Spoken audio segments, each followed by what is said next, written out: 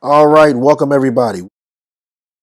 We're at our second segment of our courses dealing with how to wow your audience. It's time for you to engage your audience. We're going to make sure that your audience focuses and really has a conversation with you. Now, I know you're basically doing a monologue when you're doing a presentation, but when you engage your audience, it's almost like a nonverbal dialogue that you have with your audience. So, first thing, we want you to gear your content. You want to gear your content to your listeners, okay? Don't make the speech about how great you are. Because guess what? Even though they came to hear you, or even though they asked you to speak, they ask you to speak so that you can give them insight or information on a given topic of discussion. Make sure your audience understands that you came there to present to them. Please understand, you must study, not just know about your audience. But if you're going to present in front of people and they're paying you to present, then guess what? You should study or know more than just a few things about your audience. You should know some information so that you can benefit that group of people. Make sure you delight your audience. Make sure I can't say, I mean, it seems simple, but it's true. You are providing a service to some people. You are providing a service. They're not serving you. You're serving them. It's like when you go to a restaurant. If I go into that restaurant and I'm sitting at that table, when I get my plate, I want to feel like you want to give me that plate, and it's a pleasure for you to give me that plate of food. I just don't want a plate thrown at me. If you don't give it to me with respect, if you don't give it to me with some type of common courtesy or generosity, then I might get up and leave. I might not tip right. I might write a bad response to your manager. So the same thing with your speech. Your audience wants to feel like you want to give them that speech. This lady or gentleman could really help us as an organization. So, give people a problem. This is one of the ones that Andrew Stanton said, 2012 TED Talk. If you give people a problem or a mystery to solve, this is what he called the unifying theory of 2 plus 2. Very simple. Give them something to solve. Make them feel involved. This is what we call the implied method. This is the start of that implied method that I was so happy about when we first started. This method is about not just saying, here's your problem, help me solve it. No, I'm going to wrap that problem into or weave that problem into a story. And when you hear the story, you are going to be drawn into answering that problem. That's engaging the audience with the implied method. You also have to know what your audience wants in advance. Company that's low performing in sales, you don't just give them a pep talk, give them answers. You have to help people in order to gain their respect. If you give your audience suspense and excitement, they will stay glued to their seat. So let's dive in. It's going to get a little deep real quick. So how do you understand more about your audience? I know I talked a lot about it last time. How do you get to know more about your audience? How do you get to know about who you're presenting to so you don't make the mistake of just going off the cuff and giving them what you want to tell them? Well, this is how you do it. You have to connect to your organizers. Get close with those that are organizing the event so you can understand the issues, the topics, and the interest of the specific audience. You have to know what they want to hear. Organizers typically have the best viewpoint of what the audience is coming to hear. You want to communicate with them. You want to talk to the organizers. You want to see exactly what they can do to help you give a great presentation. Trust me, the organizers want you to win. They do, because it's going to benefit them. They want you to win, and you know you have to win. There is not one presentation you should feel like, oh, I just did all right. No. You need to feel like at the end of each one, I gave it my all, and I'm trying to win. Every time you're trying to hit a home run, every time up to bat, you want to hit a home run. And the people you need to know, let's talk about this. This is very important. Two people you have to be in communication with before you get up on that stage. And the first person is the event organizer. Remember, you want to get with the organizer or organizers. If it's plural, get in contact with them. Whoever is in charge of the event, ask them clarifying questions and find out what the expectation is of the audience. Sometimes this happens by giving a questionnaire so that you can have talking points, you can have understanding, you can have clarity. Very important. The second, I cannot say this one enough. So many people get up to talk to their audience, and when they get up, they don't ever have a conversation with the people that are over the media. Oh, it just kills me. So you get up, they don't have your slides right. Oh, it's so devastating.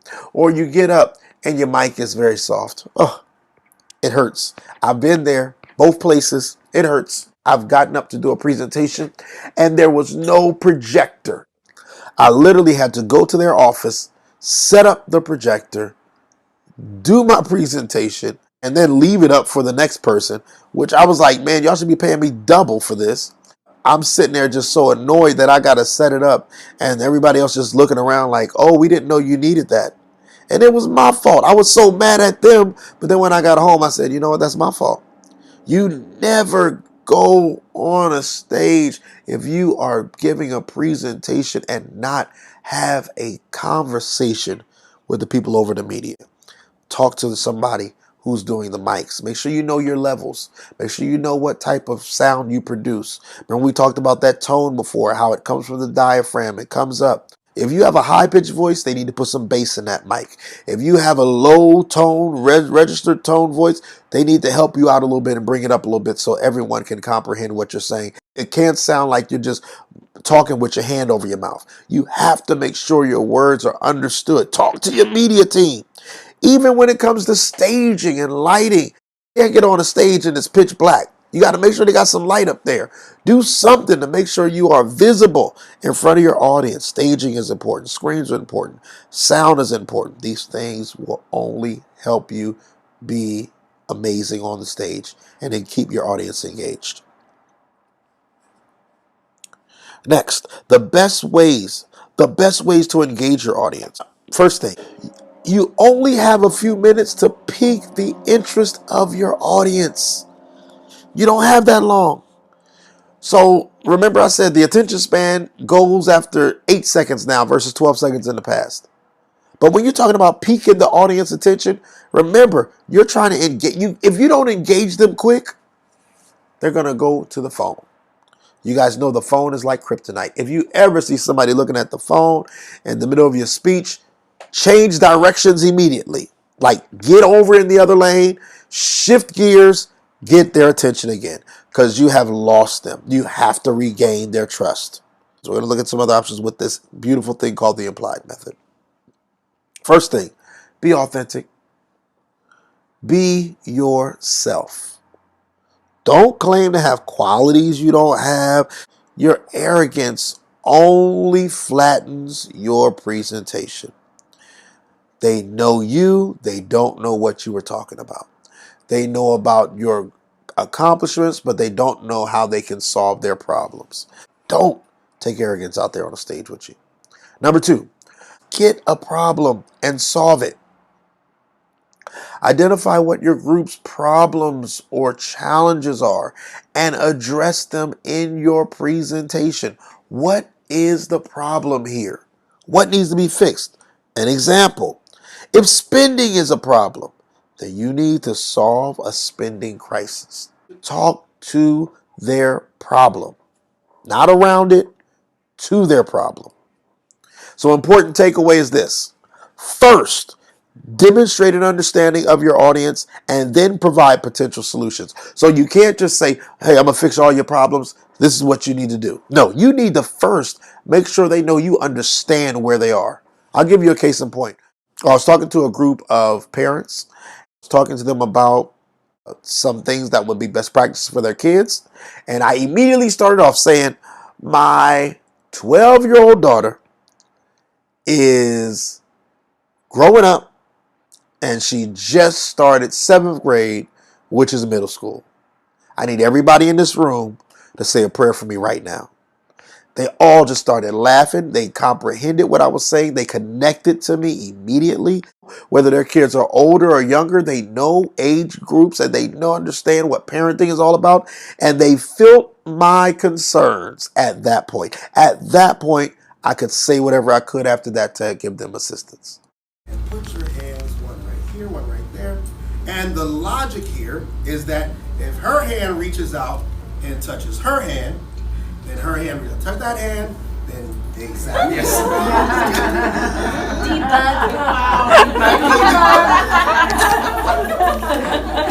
That was awesome. All right, so now we have that's fine, we're done. All right, you guys did, I'll give them a hand, everybody.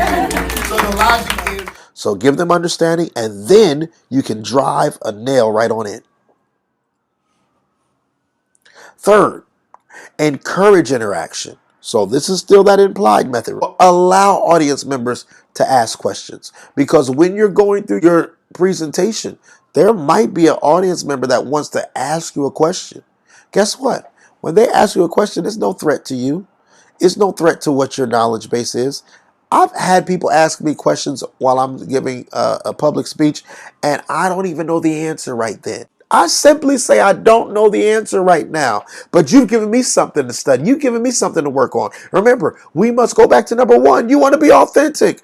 You don't have to lie. You don't have to tell a story. You don't have to come up with a fairy tale. No, tell them what you do and don't know. But the fact that they're engaging with you, that's what the goal is. And the takeaway here is that you don't worry about them asking questions. It's not about you knowing all the answers. It's about engaging your audience.